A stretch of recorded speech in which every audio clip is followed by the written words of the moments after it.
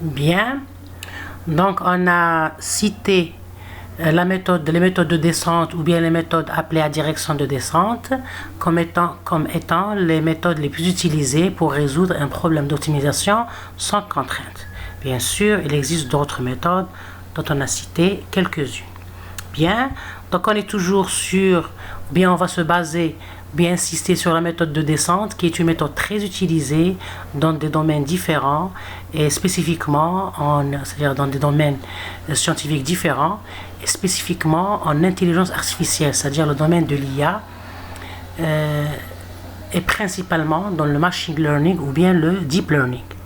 Donc on a dit que cette méthode de descente, elle a comme principe général, c'est-à-dire la méthode de descente, il y a plusieurs types de méthodes.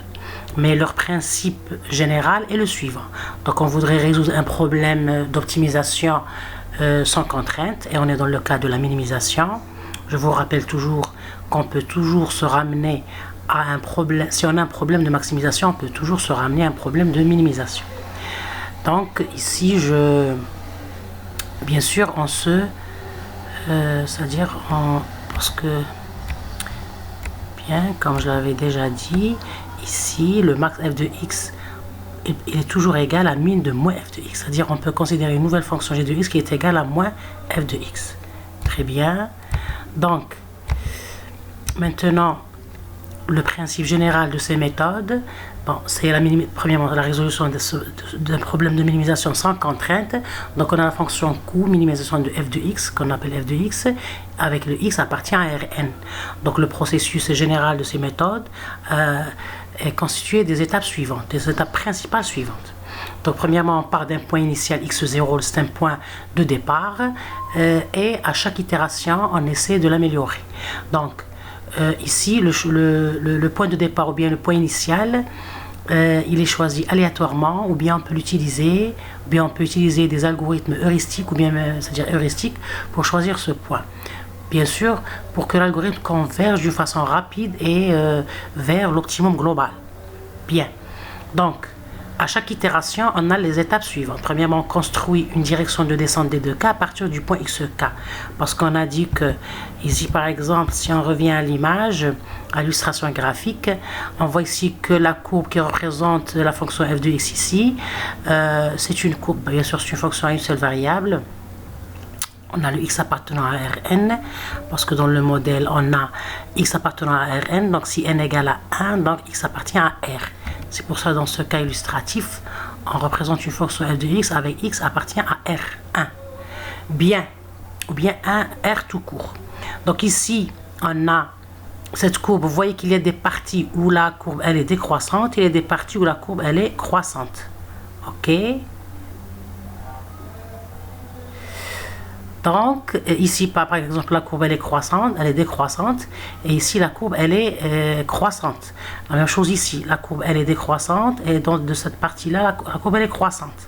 Donc, il y a, c'est-à-dire, si on va choisir, par exemple, notre point, par exemple, bon, si je choisis, par exemple, je vais prendre cette illustration, si je prends mon point initial ici, par exemple, ok, c'est un grand point, je vais essayer de le minimiser bien. Donc si on va prendre, non, donc si on prend le point ici, ce point initial à ce niveau-là décroissant, ok, donc vous voyez que la méthode de descente va construire une direction, c'est-à-dire on a le point initial, d'accord. Maintenant, dans quelle direction on va c'est-à-dire se déplacer. Est-ce qu'en haut, en bas, à droite, à gauche, etc. Donc c'est pour ça que la première étape de l'algorithme, bien la première étape du processus de la méthode de descente, c'est de construire une direction de descente à partir du point courant, c'est-à-dire le point xk. Donc ici, dans quelle direction on va se déplacer?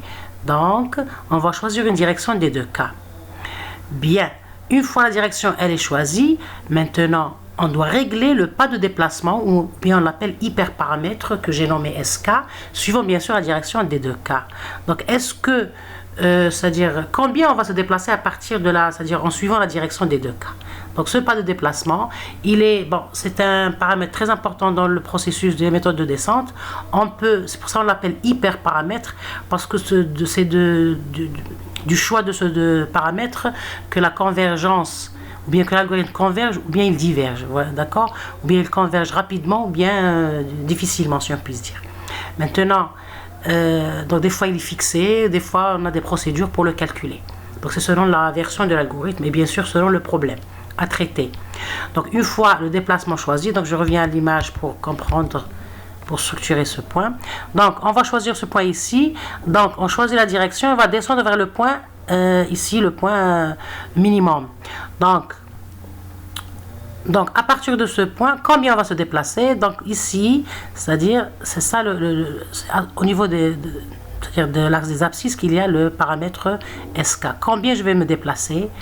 Est-ce que le point va se déplacer, c'est-à-dire vers ce point, c'est-à-dire ici, ou bien ici, ou bien ici, vous voyez, d'une façon, c'est-à-dire avec des pas plus petits, ou bien des pas plus grands, ou bien des pas moyens. Donc le choix du poids, c'est-à-dire du pas de déplacement, est très important. Et on va voir après des cas où le pas il est choisi très petit, et on va voir des cas où le pas il est choisi moyen, et on va voir des cas où le pas il est choisi, c'est-à-dire grand. Donc pour voir, pour juger c'est-à-dire pour tester la convergence de l'algorithme. Bien. Maintenant, je parle du point initial. Si par exemple ce point-là, je vais le choisir ici, d'accord. Donc vous voyez que ça va, c'est-à-dire on va toujours descendre vers le point, d'accord. Si je le choisis ici, donc on va ici, c'est-à-dire dans les deux cas, on va tomber dans le minimum local, c'est-à-dire la méthode va tomber dans le piège du méthode minimum local si le point il est choisi ici ou ici. Mais si jamais on le choisit ici, parce que le principe de la méthode c'est qu'elle descend, donc c'est une méthode de descente, c'est-à-dire on minimise la fonction objectif. Donc si on le choisit ici, donc c'est sûr qu'il va converger rapidement vers l'optimum global, c'est-à-dire la solution optimale. Donc vous voyez que le choix de pas de déplacement, il est plutôt le choix du point initial est très important. Donc c'est-à-dire le x0, il est très important. Donc des fois on utilise des procédures spécifiques, bien sûr, au problème à traiter pour mieux choisir ce point initial. D'accord? Bien.